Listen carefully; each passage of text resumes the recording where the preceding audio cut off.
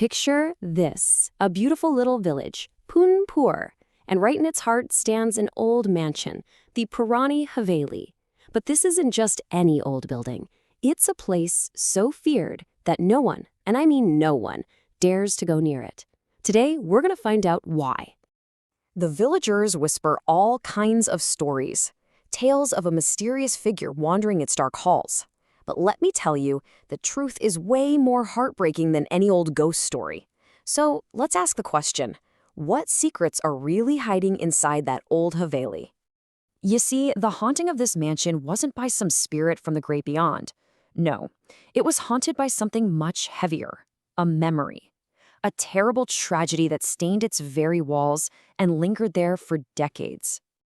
To the people of Punpur, the Haveli was pure nightmare fuel. They'd talk in hushed tones about a strange old woman with wild white hair, always muttering to herself in the shadows. For years, not a single person was brave enough to find out who or what she really was. So you get the picture, right? The Haveli's reputation was built on absolute fear. The building was ancient, for sure, but it was the local legends that turned it into this cursed no-go zone, all because of the mysterious woman inside. Then one day, everything changed. 4 people show up from the city. A man named Rajiv, his wife Ria, and his 2 brothers, Raman and Prem. And they walk into the village and drop a bombshell. They claim they're the rightful owners of the Haveli. And their goal? To sell it for a fortune, of course. So when the villagers tried to warn them about the hauntings, they just laughed it off. To them, it was all just superstitious nonsense from a small town, a silly story that was standing between them and a massive payday. So they go into this magnificent but super eerie mansion, and there they finally come face to face with the old woman. Her name, they learn, is Gauri. And when they ask her what on earth she's doing there, she gives them an answer that changes everything. She says, "I am guarding the treasure." Treasure. That one word, it just lit a fire of pure greed inside them. Suddenly, just selling the Haveli wasn't nearly enough. No, there was a hidden fortune to be found, and they were determined to get their hands on it no matter what. And this right here really gets to the heart of the conflict.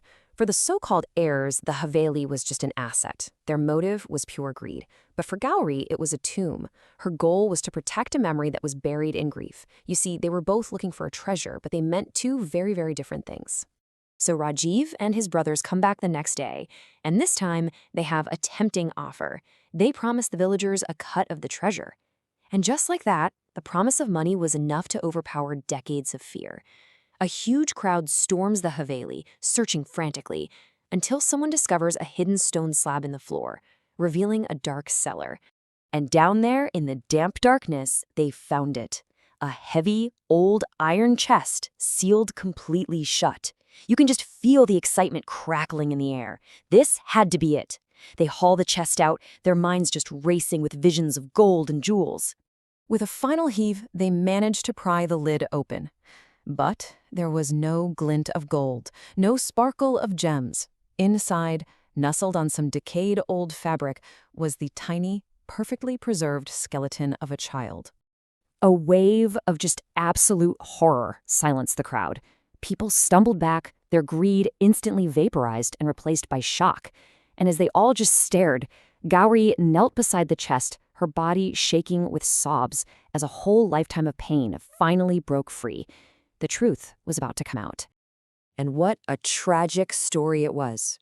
You see, when Gauri was a young wife in that Haveli, she gave birth to a daughter. But her husband and father-in-law were furious. They had wanted a son. Following the cruel advice of a mystic, her husband took their infant daughter down to that very cellar and sacrificed her. When Gauri found out, she was just consumed by grief and rage, and she killed everyone involved. After the horror, she gently placed her daughter's body into that iron chest, whispering, "You are my priceless treasure." She stayed in that cellar, guarding her child, and as time fractured her mind, only one purpose remained burned into her memory. She had to protect her treasure. Everyone stood there, just stunned by this horrific story. But Rajiv, blinded by his greed, all he felt was rage. He started shouting that it was all just a box of bones, and then he viciously kicked the chest, sending the tiny remains scattering across the floor. It was his final catastrophic mistake. The moment Gauri saw her daughter's remains desecrated, her profound grief erupted into a protective fury. With a terrifying scream, she fled deeper into the mansion, triggering a series of traps she had laid over the years, leading to a chaotic and final showdown. In all the chaos, someone called the police. When they arrived, Rajiv tried to claim Gauri was just some madwoman who attacked them. But the police had one simple question. If this was their family's haveli, where were the ownership papers? Well, you guessed it, they had no papers. Faced with the police, their whole story just fell apart. They confessed to being con artists who planned to illegally seize the mansion and sell it. They were arrested right there on the spot. And after the arrests, the community came together in a really beautiful way. The villagers, now filled with compassion for Gauri's tragedy, gave her infant daughter the proper and respectful final rites she never had. As for Gauri, she was taken to a facility to finally receive the professional care she had needed for so long. And what about the haveli? The villagers decided it would no longer be a place of fear. They transformed the mansion, a place once defined by the cruel desire for a son, into the Gauri Kanya Vidyalaya, a school dedicated to educating girls. It was a lasting honor to Gauri and her lost child. And so, the Purani Haveli was transformed from a tomb into a beacon of hope. And it leaves us with a pretty powerful question, doesn't it? Can a place of immense tragedy ever be truly redeemed? Definitely something to think about.